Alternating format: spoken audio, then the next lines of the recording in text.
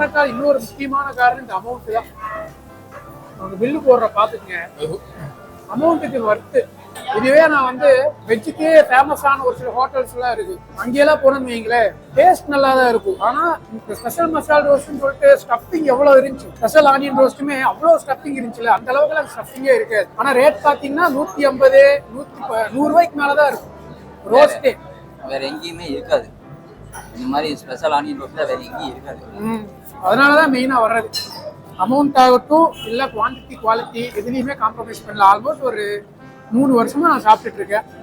Evening time வந்தீங்கன்னா உங்களுக்கு இட்லி வெரைட்டிஸ்லாம் இருக்கும்.